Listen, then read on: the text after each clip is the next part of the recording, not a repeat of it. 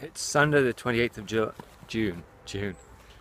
It's Glastonbury weekend, so of course it's been raining. And because we're a sheltered spot, we don't get much airflow because we're at the bottom of the hill here, and on the other side we've got these trees and the railway cutting. It made everything a bit humid, a bit damp, which hasn't been so good for the corn. So the corn that I put in, some of it hasn't done so well because it's not been very sunny and hot. So it's looking a bit straggly. So I've bought some more. We'll put them in, we'll see how it goes. It's supposed to be really hot later in the week. Now this moisture has been good for some things. The tomatoes are rocketing up, which is great. Peas have gone now, so I've got to weed that and dig it over, see what the roots are like. We'll get the nitrogen back into the soil. The cauliflowers I'm really pleased with. I weeded those last week. And I seem to like the water. I also put some more lettuces in. I sowed some lettuces here. I've only had 2 come up, so I put some more lettuce seed in. And I'm not sure what else we've got coming up there. It might be more potatoes. The potatoes, Maris Pipers, have fallen over, but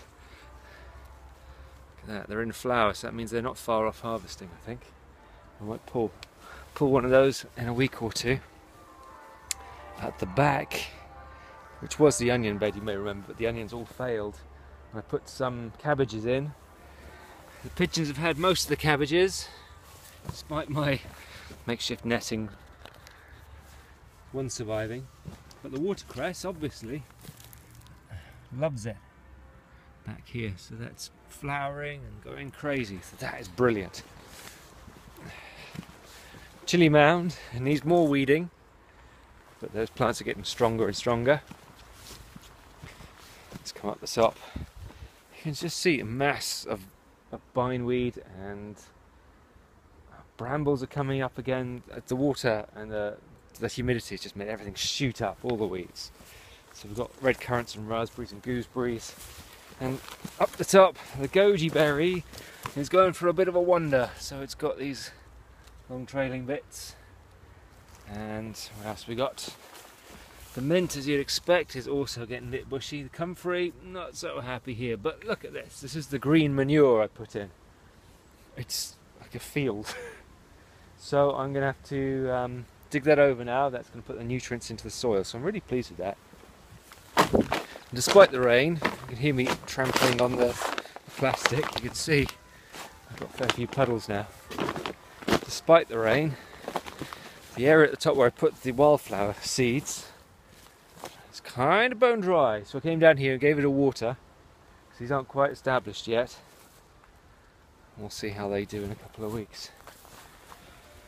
What else? What else? More potatoes are coming up. The Pentland javelins, they're very small at the moment. Here we go. Nice long line of those. Everything around here has just gone woof, weeds and all. The beetroot seem to like the water and the hay, and the carrots, what's left of them. Hang on, that's a horsetail. We have an interloper. Carrots, what's left of them, doing very well. I've taken the straw off the garlic. I don't want the garlic to rot. We'll see how that goes. It's still a bit damp down here, and we have maybe a little bit of sprouting broccoli left, and then I'm going to lift that bed and then maybe put green manure in this bit so it's ready for next year. Today though,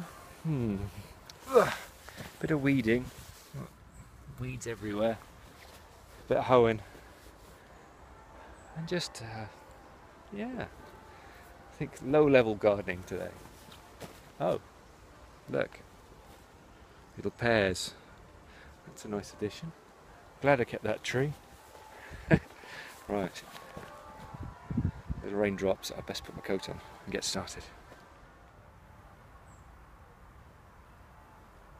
Now they say you should always invest in good tools, and so I thought I did.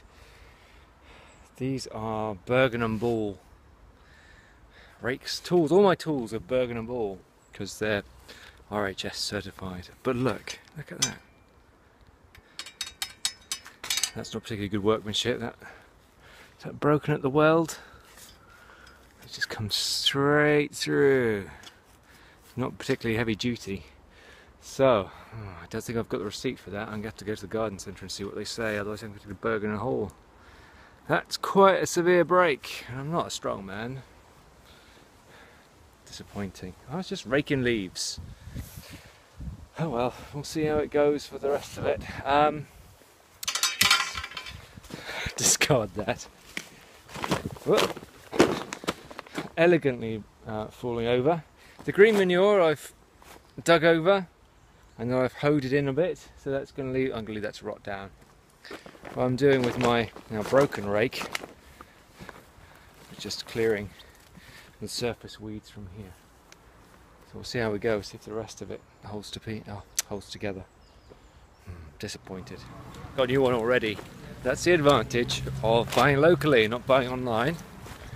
It's my local garden centre, Pride Park Garden Centre. Go in, take it in, say, oh, sad face, look, it's broken.